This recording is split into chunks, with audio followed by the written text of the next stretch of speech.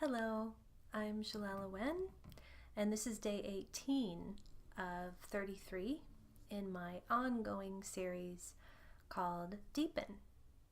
And I actually did a little bit of rearranging in the order of these videos because I had been opening out in the last two videos, first the inner child energy, and then Kalena and I played with dragons and unicorns yesterday.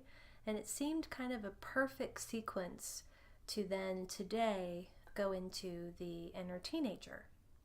So I felt that's what I wanted to talk about today and then lead a guided meditation so you could connect to your inner teenager.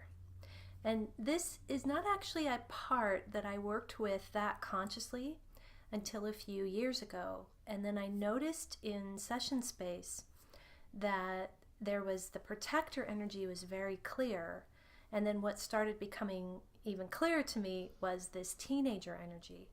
And I think a lot of us vacillate between protector and teenager.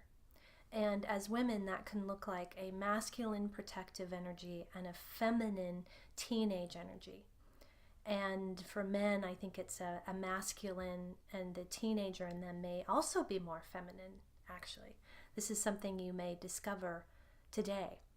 But definitely this teenager felt like such an important part to differentiate because it was a time for which I feel a lot of soul awakening goes on.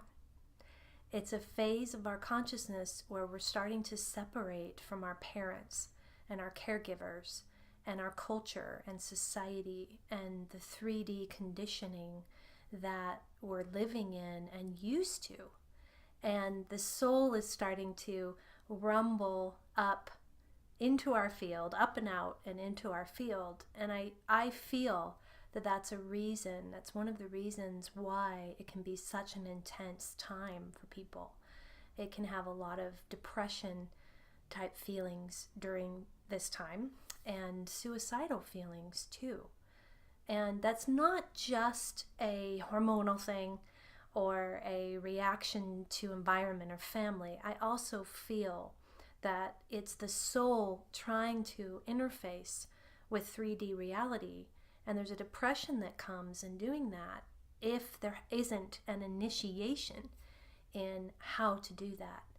One of the pieces I've come to lately is that when we don't receive initiation, and in the place of it, we receive invalidation, this is what causes so much suffering for parts of us, and especially for our inner child and our inner teenager. So as a teenager, we're looking for initiation. We want to be initiated into sexuality and how to hold it. We want to be initiated into relationships and how to be in them. We want to be initiated into our soul purpose and why are we here and what's the point? And instead of that happening for most of us, we receive invalidation. So our soul gifts are invalidated if they express at all.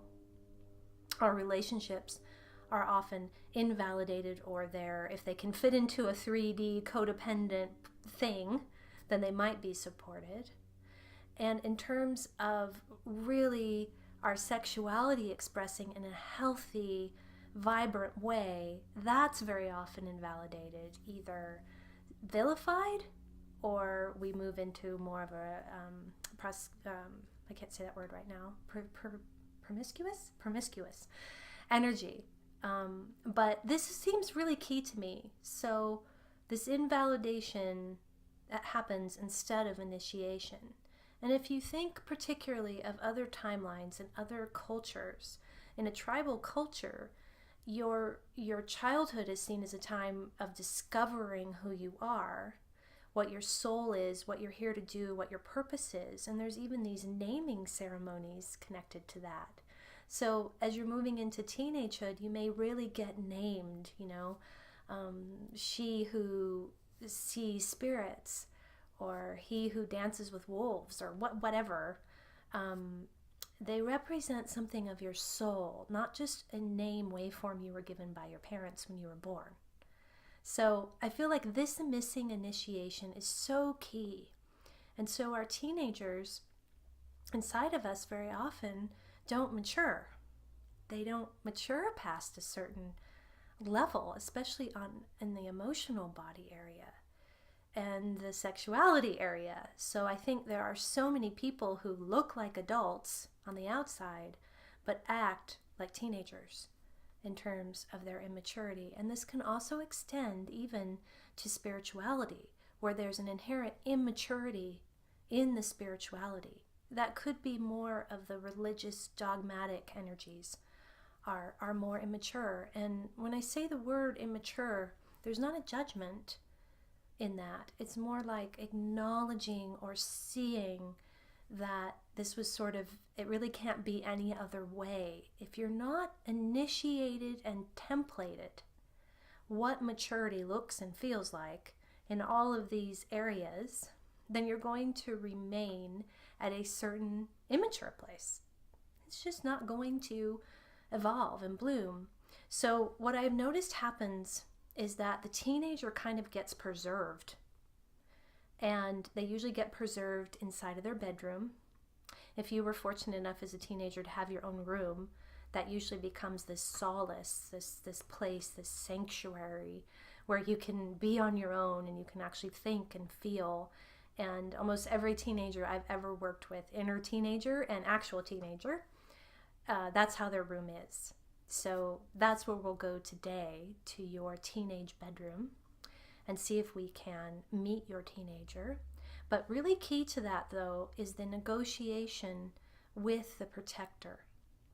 Similar as we did with the inner child, meeting the protector that's at that doorway, and maybe you've already met them and you're starting to connect with them, but getting that permission from the protector, like we recognize this is a fragile being that's inside of this room. This is a sensitive being. This is a being that really is looking for leadership and modeling and someone to teach them. And the protector really can't provide that. They can provide protection and guarding, but they're not really capable of providing the initiation that the teenager needs. So there's very often a push-pull between these two energies. There's a polarization between them. So the inner teenager can actually be quite resentful of the protector. It's like an overprotective parent that keeps grounding it and won't let it out of the bedroom. But it also feels loyal to the protector because the protector is the only thing it's known in a lot of cases. The protector has a push-pull toward the teenager because the teenager is often unpredictable and kind of wild, or is a good teenager and wants to be perfect. But there often is this sense of sort of burden in the protector that it has to take care of the teenager and the inner child. Sometimes the inner child and the inner teenager are in the same bedroom together. Sometimes they're in very separate spaces and don't even know of each other. A lot of that depends on your childhood and your teenagehood and what you experienced during those times. And the beautiful thing about starting to connect with and embracing your inner teenager is that they are usually the part of you that needs companionship the most, that most needs to feel a mentoring energy, someone to talk to at the very least. So when I meet someone's inner teenager, often they just want to talk to me. I often picture sitting on their bed with them and just talking.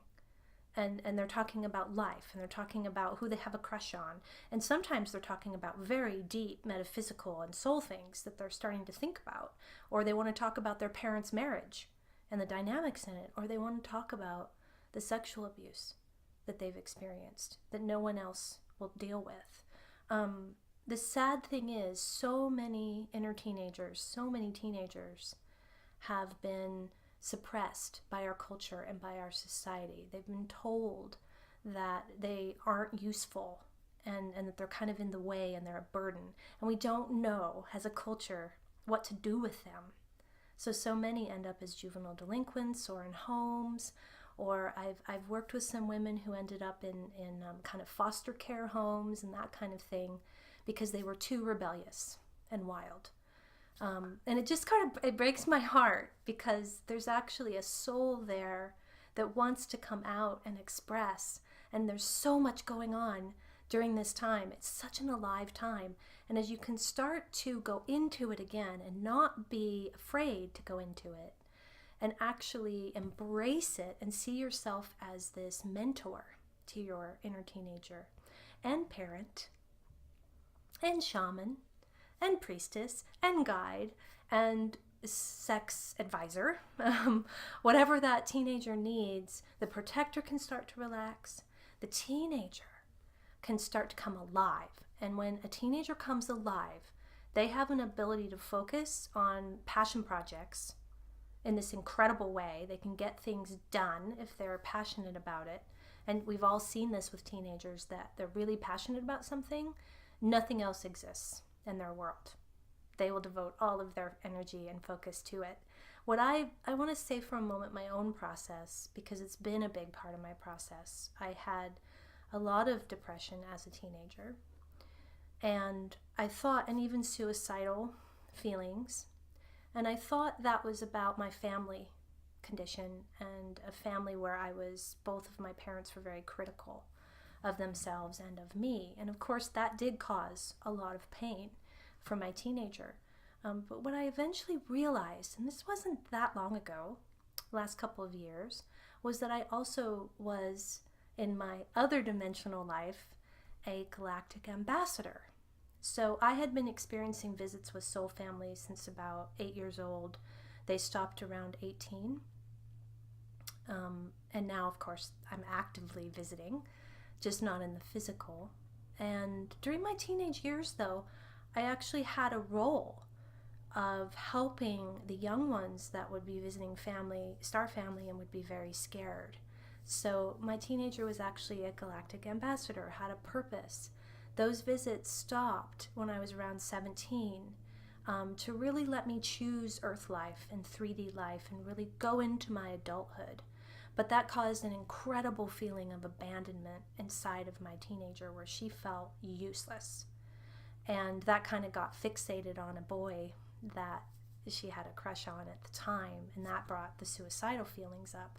But that was actually about purpose, soul purpose. And that my birth family, my parents, didn't see that about me, of course. I was just, I was overweight, I had bad skin, I was awkward, I was rebellious, they didn't know how to relate with me at that time and my inner teenager. So in feeling that with my inner teenager, a whole vista opened out for me of what I was actually experiencing.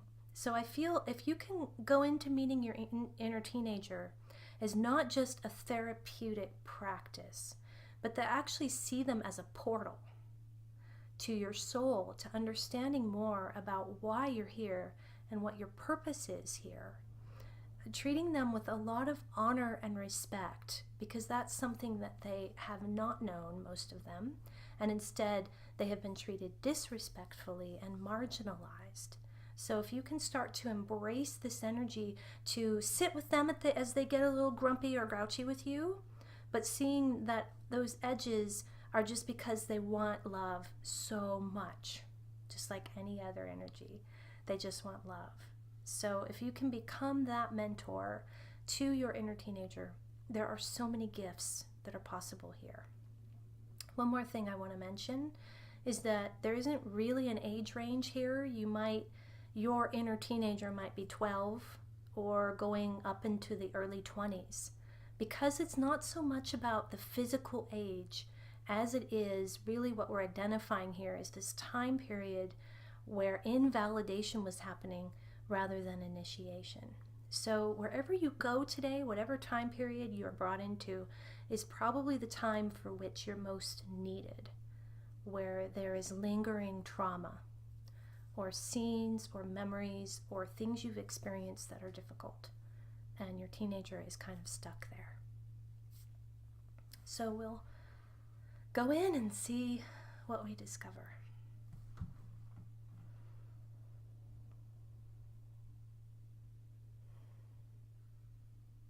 So start to close your eyes.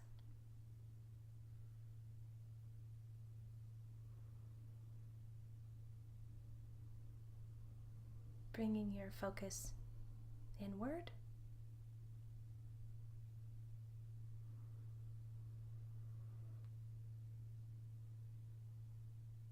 Feel white light around you, holding the place and space in safety.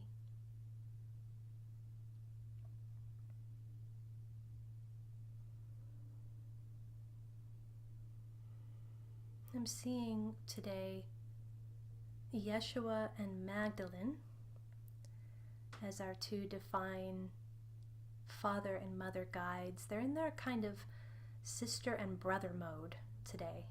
So I'm feeling them as kind of a big brother and a big sister energy to this teenager. We'll start to walk down the path toward your castle, which again represents your essence. It may be shifting as we go along in this series, hopefully becoming clearer to you.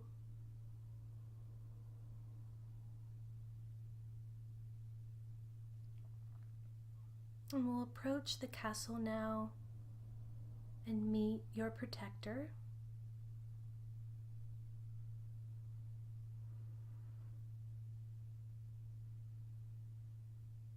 This is the protector of the castle. You may be becoming more familiar with them at this point.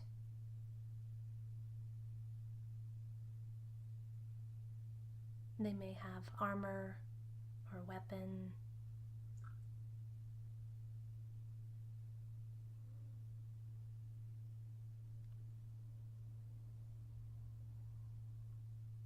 Tell them about your desire to meet your inner teenager today, and then receive whatever they feel about that. Maybe they have concerns or resistance.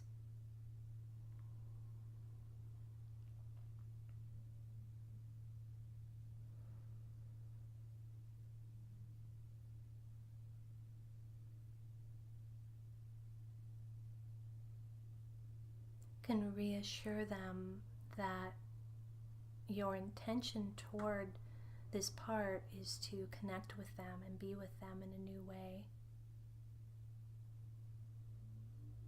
Your intention is love, and the protector is welcome to come along with us.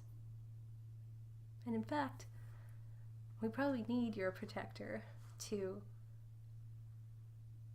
show you where your inner teenager's room is. So we'll move inside of the castle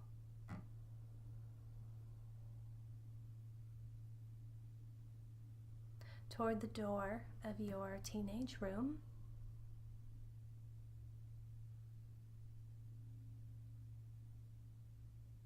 The protector opens the door for us, and we go inside.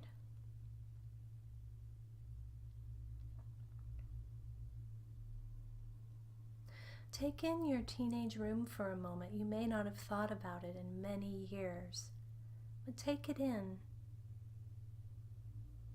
What's on the walls?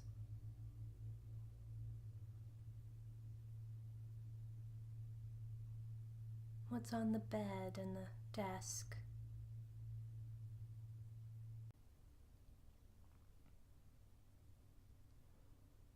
Notice if there's any music playing.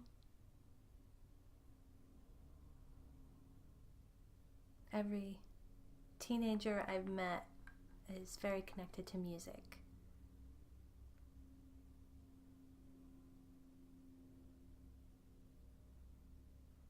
See now your inner teenager sitting on the bed,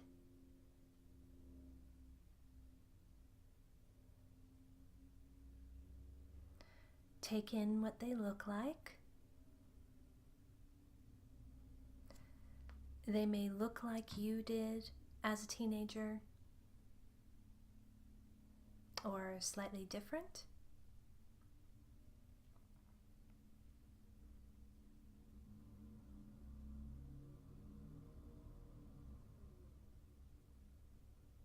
Move to the side of the bed, to a chair there, and sit next to them.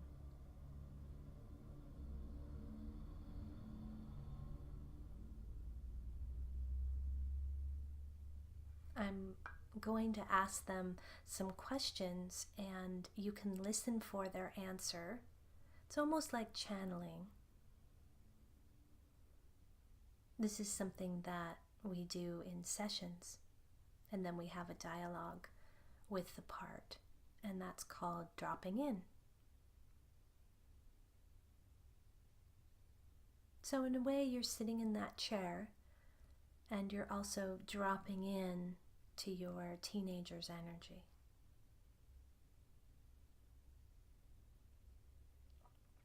So first of all, I just want to thank you to the inner teenager for allowing us to come into your sacred space, into this bedroom that maybe is the only place that you can feel like yourself.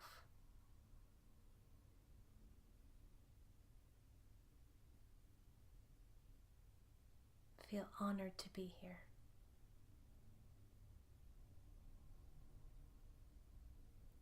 I want to ask your inner teenager, how does it feel for you to have guests in your room? So now listen for the answer, or feel the answer.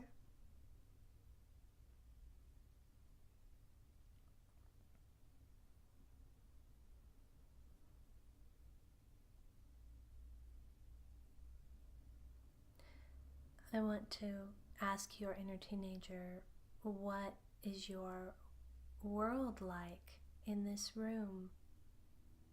What does it feel like for you?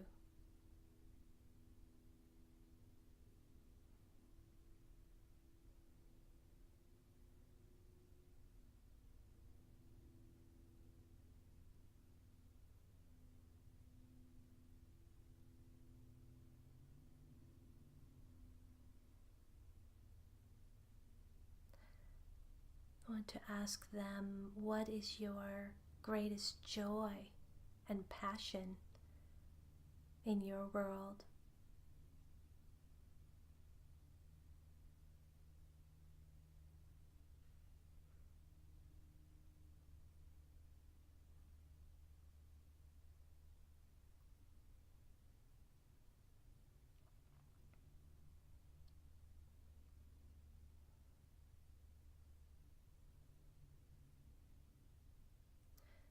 And then, what is your greatest pain or suffering about?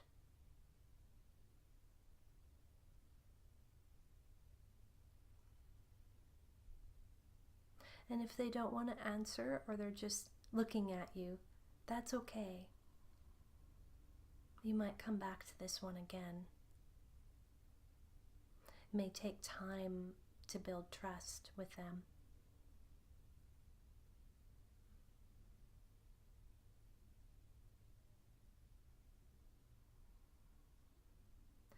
I want to ask them, how do you feel about your soul and your soul awakening? Does that mean anything to you?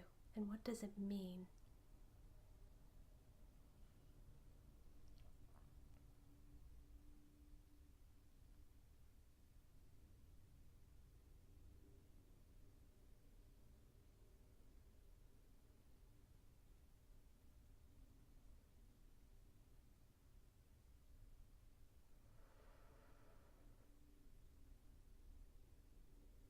And then ask them if it would be okay if you came to connect with them again.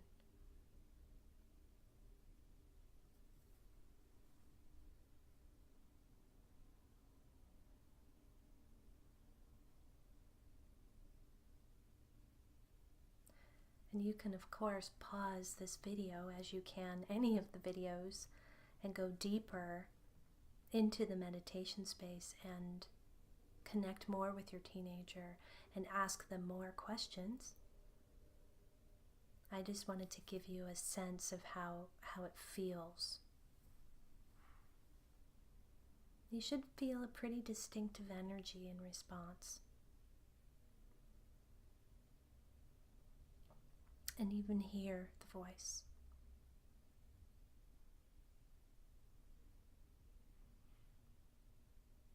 So thank your teenager for meeting us today, allowing us in to their sanctuary.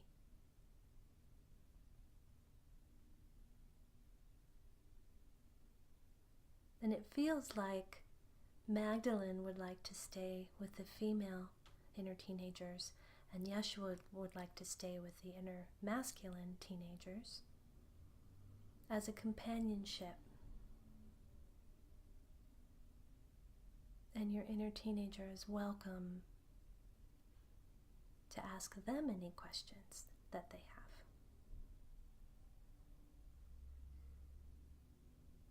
have, or to just sit in companionship with them.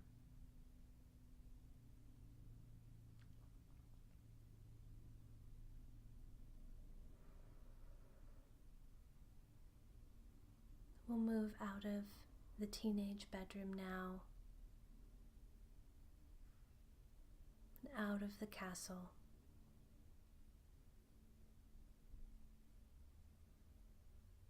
Thanking your protector for leading the way and letting us meet the teenager today.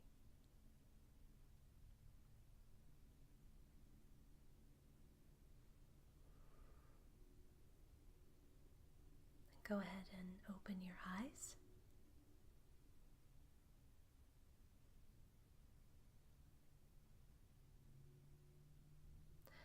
Hopefully you had a beginning sense of connection with your teenager, and you can deepen that by listening to music that you liked as a teenager, looking at pictures of yourself, taking in movies or videos that you loved.